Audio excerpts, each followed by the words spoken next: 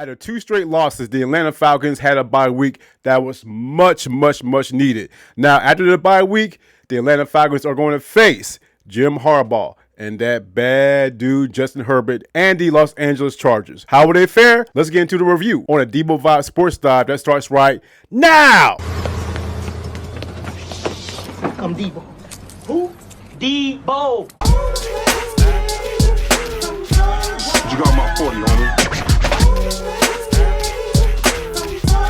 Why you tripping, DEBOE?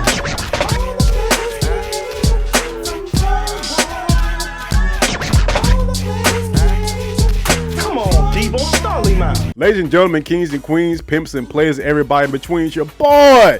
More on DEBOE Vibes right here. Thank y'all so much for coming by another episode of the DEBOE Vibe Sports Dive.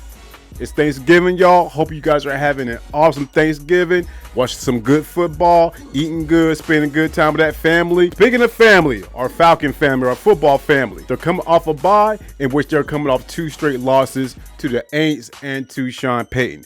This bye week could not come fast enough. Now, with rest, relaxation, a little more time to just recover, the Los Angeles Chargers come in town with Justin Herbert and Jim Harbaugh. We need this victory right here to make sure we are poised to win the NFC South. How can we do it? Let's go ahead and get into the preview of the Chargers and our Falcons. You ready? I'm ready. Falcon Bay, you ready? We all ready. Let's go!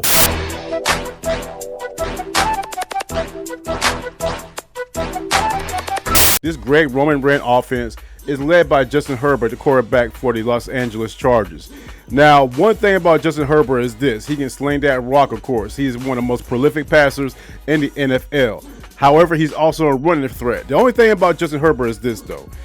He can run that ball, but he does it at the last case scenario, meaning he's a pocket passer. He likes to throw the ball. He opts to throw the ball other than run the ball. But the promising thing for the Falcons is that Herbert is coming off a poor performance where he only threw for 216 yards against the league's worst pass defense and the Baltimore Ravens. In that game, Herbert only went 21 for 36, and only 5 of those passes went past 20 yards. Now, this Chargers offense is not designed to go vertical. It's specifically designed to have a lot of crossers and digs, which means that a lot of these routes that the receivers are running are intermediate routes, 10 to 15 yards, inside or the deep out. But like I touched on a little bit ago, Justin Herbert can run the ball. However, his first option is to stay in the pocket. And at this point, rookie offensive tackle Joe Alt and the rest of the offensive line has done a yeoman's work in protecting Justin Herbert.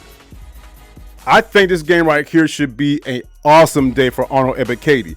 The reason I say that, like I said, Justin Herbert stands in the pocket. He'll run, but he runs at the very last second. He much prefer to pass the ball. Now, that decision maker by Herbert should allow a closer to get to Justin Herbert. I think that closer is going to be Arnold Ebiketie. We're long overdue for a good pass rush game. Justin Herbert's timely progressions should allow somebody in the interior or our edge rushers to close the deal and get to Justin Herbert. DEBOE. The Chargers running game is led by J.K. Dobbins. Now, with that being said, J.K. Dobbins is out for this game, which means that Gus Edwards is going to take the bulk of the carries. And I think he'll take a majority of the carries, considering that Hassan Haskins and Kamini Vidal are both averaging in just about 2.5 yards a carry.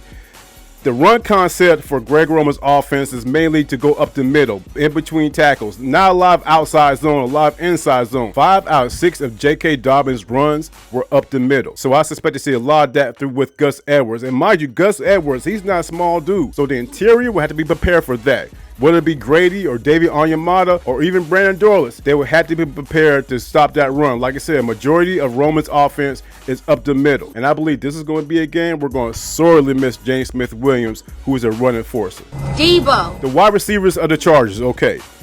This team does not have a solid one receiver. They do have Josh Palmer, who's a vertical threat, and they also have Ladd McConkey. Everybody down here in Georgia, you know, Bulldog, Ladd McConkey. He's more of that crossing threat. He's more that dig threat I was talking about earlier a little bit ago. And they also have Quentin Johnson, who's coming off one of the worst games he's ever had. He had 3 straight drops, and his confidence is lacking. However, the man does have 6 touchdowns this year, and also they do have Jalen Reagor. Y'all, I'm not going to lie to you. I thought Jalen Reagor was out of the league years ago, but they do have Jalen Reagor. And actually, Justin Herbert targeted him a couple of times last week. So Press man coverage will be perfect, will be ideal in this situation because, like I touched on a little bit ago, Justin Herbert holds onto the ball. So the more man coverage that we have, it'll allow Justin Herbert to hold onto that ball. So the zone coverage has to be tight on these receivers right here. Like I touched on a little bit ago, Josh Palmer, he's a vertical threat. So I can see a little bit of two-man shell with Jesse Bates in the back. This will also be a great game for Justin Simmons to roam and freelance. I know because of the defensive scheme, he's a little more inside the box, but this would be a great game for him to roam and freelance because, again, they do not have a number one receivers. Josh Palmer, Quentin Johnston, and Ladd McConkey. There's not one solid wide receiver. However, that being said, I would say to look out for Josh Palmer because he's a receiver that Justin Herbert is more confident in. Last week, Herbert targeted him 8 times. The main individual I'm worried about, though, is Ladd McConkey. Ladd McConkey is becoming one of the more confident wide receivers for the Los Angeles Chargers. He's a very shifty receiver and has great route concepts, particularly inside. So the back end of our defense has to make sure we have very, very crisp zone concepts and make sure that none of these receivers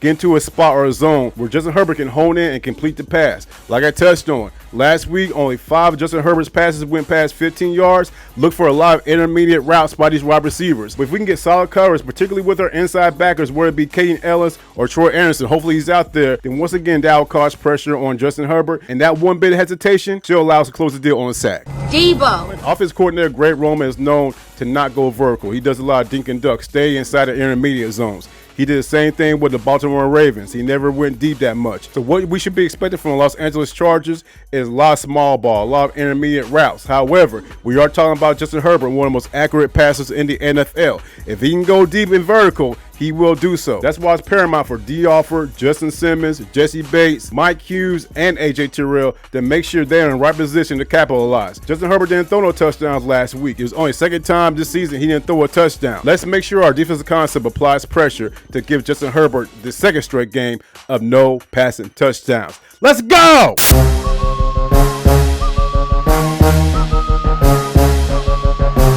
Zach Robinson, Kirk Cousins, and the offensive personnel should have a smile on their face in reference to the defense. Last week against the Baltimore Ravens, they gave up 5 straight scoring drives. However, we're talking about Lamar Jackson. We're talking about Derrick Henry. Our offense is the total opposite of that offense. Kirk Cousins has had 2 straight games of no passing touchdowns. This should change dramatically this week because we're talking about Los Angeles Chargers defense that is susceptible to the deep pass. They gave up multiple vertical touchdowns, and Joe Burrow threw for 356 yards and 3 touchdowns. So this would be a game right here where I would love to see Kirk Cousins install a little more fast-paced offense, even a little bit of no huddle.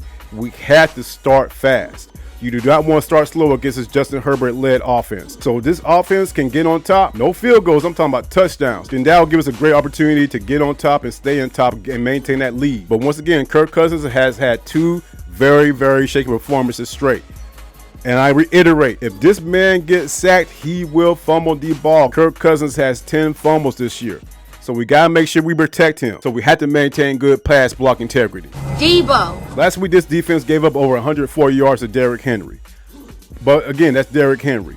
But at the same time, we have Bijan Robinson, one of the most dynamic running backs in the NFL. It's going to be a little more difficult for Bijan Robinson to get those easy yards, considering that the LA Chargers rank number 8th in the NFL in run stop win rate, which means that they're able to stop the run extremely effectively, particularly with edge rusher Tuli Tuipulotu, who currently ranks 10th in the NFL in run stop win rate. Defensive linemen Morgan Fox and Poona Ford are also very good against the run. So if we mix in a little bit of Tyler Algier and to add that toughness along with Bijan Robinson's shiftiness, that should do 2 things right there. That should allow us to get a good ground game going and have the LA Chargers on their heels against the run to set up a perfect play action scenario for Kirk Cousins. Another situation that bodes fair for the Atlanta Falcons is the fact that Denzel Perryman should be out this game as well. He has an injured groin. He was out last game. I think he's questionable for this upcoming game. But with me researching the LA Chargers injury report, Denzel Perryman, the linebacker, should be out this game too, which once again should allow us to have a good opportunity to have a good run attack, particularly up the middle, where Denzel Perryman's absence will be felt. DEBOE. As far as the secondary is concerned, they will be without former Atlanta Falcon great Asante Samuel's son, Asante Samuel Jr. He's on the IR. They also have injuries to rookie defensive back Cam Hart as well as Eli Apple. The only solid star they have in the secondary is Nathaniel Fulton, who got roasted last week by Rashard Bateman a couple of times. However, the one mainstay that the Chargers do have is all pro everything in safety Derwin James. Now, the reason I say that, Derwin James is one of the rare individuals in this league who is as effective up front in the box as a linebacker, as a hybrid linebacker, as he is dropping back as a safety. very physical. So if you add Derwin James up into the box, that only makes it more difficult for the running game to get started. But if you have Derwin James back at safety, roaming the field, that should allow us to have a little more intermediate routes, particularly to Ray McLeod. But I reiterate, they had 3 injuries in the secondary. That should allow Kirk Cousins and Zach Robinson to execute some plays to go vertical. Like I said, this defense right here is susceptible to the vertical routes. If we can dial up plays, particularly to Drake London, who is the master of the 50-50 ball, then that will give us to the fast start that we need. Let's go! We have a return. He kicked it 100 miles. Long spiral to the 21-yard line to Dion to the 30. Dion out to the 35. Dancing 40, 45, 50, 45, 40, 35. Dion 20, 15, 10, 5. Dion Sanders. LA Chargers, Atlanta Falcons, Sunday 1 o'clock at the Benz. We've lost 2 straight games. Now we're coming off a bye week. Hopefully during that bye week, Coach Rob, Raheem Morris, and his personnel had the opportunity to talk over some things. Now I know a lot of people, including myself, have been going in on Jimmy Lake. However, it's much more than a Jimmy Lake issue and his defensive scheme. We also had to take in accountability Jay Rogers, because this pass rush right now is not getting a job done. Linebackers coach Barrett Rudd, he has to take accountability. The entire defense right now has to take accountability on why we only have 10 goddamn sacks in 11 games. And we're on pace right now to having one of the worst, if not the worst, sack ratios in NFL history. That has to be amped up. But however, with that being said, we also need some turnovers. We was all excited about Justin Simmons and his ability to roam the field and cause turnovers that at this point has not happened. So not just the secondary, not just the defense itself, but let's talk about the offense too. To this point, I think Zach Robinson has been outsmarting himself. He's getting a little too cute with things, and he's not sticking to the plays that we can capitalize on. This week, we had to get to the plays that we were running against the Tampa Bay Buccaneers, the same success we were running against the Dallas Cowboys, as well as the Carolina Panthers. If we get this offense going just like we did with those games right there, we should be just fine. However, it all starts with the respective coordinators and Zach Robinson, as well as Jimmy Lake, and more importantly, it starts with the head, which is Raheem Morris, to position these players for success and position the organization for success to outrun the South. They talking about they want to outrun the South. In the past 2 games, it's looked anything but. Let's go ahead and get back to where we need to be, win some football games, and win this division. And to be honest with you, winning the division, that's not even enough for me right now, because you can win this division potentially with a 9-8 record. If we go 9-8 and win the division, it's still, to me, a disappointment. For 3 straight seasons, we went 7-10. And you mean to tell me bringing in new personnel, bringing in these high-end free agents, this, that, and a third, and you go 9-8, that's only 2 more wins, and you have a worse defense than you did the previous 3 years, and that's also an evaluation that Terry Fontenot and Kyle Smith need to be leery on. But I'm jumping ahead to later on this year. Let's focus on this week. The Chargers in town. Let's go ahead and rise up, fill that Benz up, and get out the snide and get some victories. That sound good to you? That sound good to me. And with that being said, we will vibe out soon. All right. Hey, y'all, guess what? I see greatness in you like you see greatness in me. Man, I love y'all, man, from the top of my head to the soles of my feet. It's your boy. Going on DEBOE Vibes right here. I'll catch you on the next one. And as always, y'all, respect, love, and peace. And as always, rise up. Yeah. DEBOE. What? I want some of DEBOE.